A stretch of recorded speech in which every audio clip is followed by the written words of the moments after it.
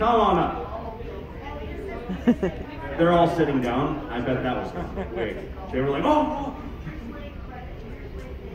I could hear them scrambling. One name at a time. Oh, one name at a time? Okay. We're going for some show stuff. We're going for some show points. All right, well then, let's look over here. How about we bring up one of our comic book artists?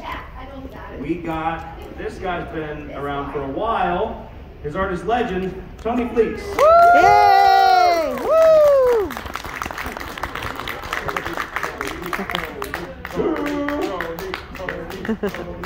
I know more than a few of us has had his art as your wallpaper on your computer for months. Good morning, everyone. Good morning. Good morning. All right. He's not the only artist and designer that we have, though. We have someone who flew all the way from France. I don't know if you guys know. That's pretty far away. Well, she is just now recovering. The wonderful, lovely Emalu. Woo!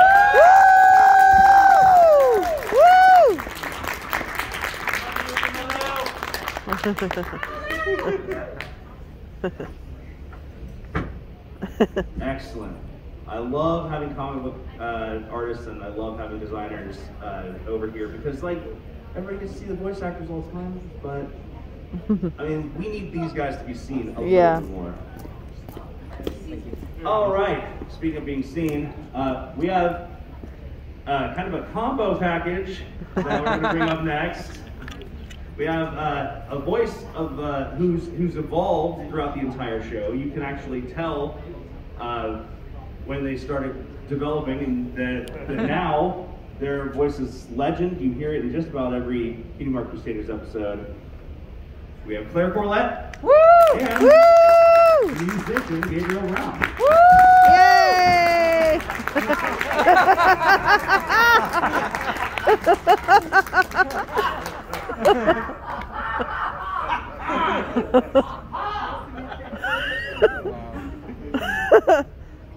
Oh God. Excellent. Welcome, welcome. Then we have a person who seems to voice the opposite of Pinkie Pie. However, she herself is a little bit more like Pinkie Pie than you might know. We have Ingrid Nilsson. Woo!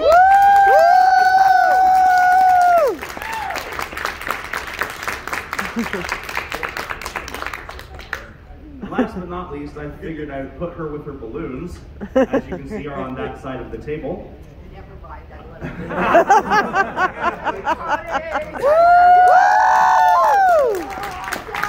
Along with who needs no introduction, listen this name, Ellie Ray.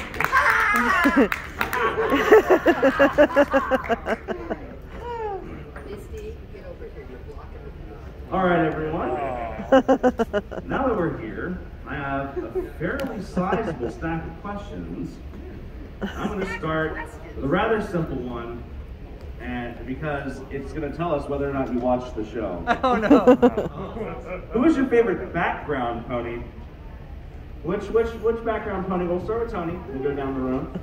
Who's your favorite background pony? Now I know you know who they are because you had to draw them. Yeah. Lyra? Woo! Yeah. Yes. Lyra fans in here. Look at that. Look at that. There we go. Oh man. Excellent choice, Lyra. Excellent background pony. You know, who do you like the most? I love them. Yeah. Yay! Classic. Now, Derby, that's a good choice. That was also my answer. Because Yes. it doesn't super count, but she counted at the beginning. So it's also Derby. She's fun to look at. Applejack. Probably vinyl strap. Strong arms. Snowflake. Bice, both bice. Yeah. Is it me? Yeah. Oh, I love everybody. I Brianna Smith be Yeah. considered okay? Yeah. That's also my friend. She's pretty cute, right? I mean, she's really cute. She voices just about every character on the show, but yeah. Brianna Smith. Yay. All right. All right, this one is for those who have seen the Gen 5 movie. I want to know who your favorite character is from the new movie. And that's only if you've seen it, you don't have to worry about it. Starting here again? Yes, we'll start with you down the line. Oh, Izzy, like, on the, like, thrusting into pit. Ah, okay. It's hard to say because I've designed Awesome. weird, but I love Izzy. Yeah. She's cute. I love Sprout. He's my little boy. If I had to choose one that I didn't need, I would choose Zip. Because Zip is cute. I think, well, I haven't actually seen the movie yet. I'm sorry. I keep giving myself time to do it and then I forget. And this is like Jealous every she other wasn't movie in too. it. I'm trying to get it for closing day. But I would say Izzy. I think that I've seen enough like clips and to know that it would probably be Izzy. I'm cliche, it's Izzy. I love her so much. Yeah. Yeah. Come on, it's got to be Sunny. Yeah. Sunny. Picture's pretty cute. Zipper's pretty great. Come on, what really can you pick? Like it's like saying, oh, who do you like to dance for? They're all fantastic. They're so great. And Emily is so gorgeous. Like Sunday, around 8 o'clock, trying to get the movie happening. So if you guys are still here and not leaving until Monday, check it out. I'm going to try and get us some pink popcorn. Nice. We are looking into that request. Big bong. Bing bong. Ping pong. All right, so this is our first solo question for Claire. Did you know beforehand what Cutie Mark Sweetie Belle was going to get before the reveal? How long before the reveal did you know before we did? Well, I don't read beforehand. I started that bad habit probably when I was 16, 15 maybe. So when that happened, I literally found out there was that Cutie Pox episode, and because I flipped through the script, I was like, oh my gosh, Apple Bloom gets her cutie mark in this. And I was like, that's so awesome. She's like, no, it's like a thing where like it doesn't work out. And I was like, oh. And then we finished the session, and I was like, ah, got it. And then that script came up, and I flipped through it again, I don't know, just highlighted my lines, didn't even really think about it. And then we get in there, and everyone's like, oh, this is so exciting, it's like finally happening, right? And I'm like, yeah, it's Wednesday. And then I was like, oh shoot, like halfway through I was like, this is real. We actually got our cue marks, and I was like, at this point I was smart enough to figure out that everybody else already knew that. So I just was like, well, I told Michelle, and then she was like, wow. Good job. And so technically I was probably the last person involved in the actual recording to find out. But I mean, I knew from that day on, and then everyone kept asking questions. Yeah, that's true. We didn't know what it looked like either, though. They were like, we're still kind of figuring it out.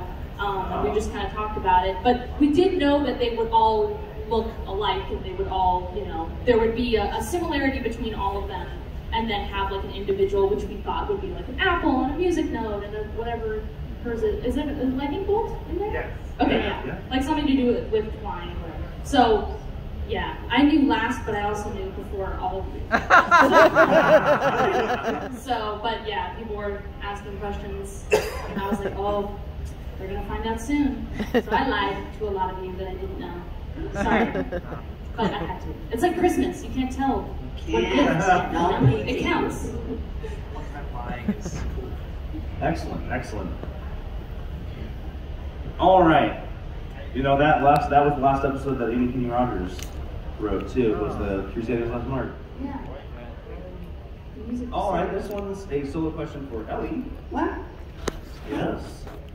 What did you think about your character Miss Ming when they were pitched to you? And do you wish she made more appearances in the show? She's very, very floaty. She's hard to get a hold of, you know. She's not always available, you know. She's doing so much work in different dimensions. What was the first part of that question? Did they pitch it to me? Yeah, when you first found out the character you Oh, voiced well, in. you know, that character kind of wasn't pitched to me. The show was kind of pitched to me through Tabitha St. Germain, and then I just decided I was going to be on the show, and it magically created itself, because that's the way the universe works. If you wish for things with an open heart, they will come to you. And I all of a sudden got an audition. Like, I didn't even live in Vancouver, which is where it was recording, and I got the audition. I was like, oh, yeah, it's happening. And I auditioned for all of the pillars, actually, and got a call back. But I didn't audition for Miss Ming first. I auditioned for, How to Change a Changeling. That was sort of in the kind of big thing. There was a lot of characters being auditioned, right? And Terry, the director, we kind of had a little love affair because I'm a little bit irreverent. And it's already like, I'm doing this, it's so exciting, I'm so excited, I'm doing it. And he's like, okay, great, yeah, we love you, goodbye. And then I had to call back, and I was like, no, it really is happening. And I saw the picture of her. And I wanted her because I didn't have those lines specifically for her the first time around. And then the second time for the callback, I read her lines, and they just, she makes me cry. Like, she's just very sweet, innocent, adorable thing, right? And so I was like, that's who I wanted, and that's who I got. And so I was very, very pleased about it. And here I am. The rest is history. And Miss Ming, do I wish there was more of her?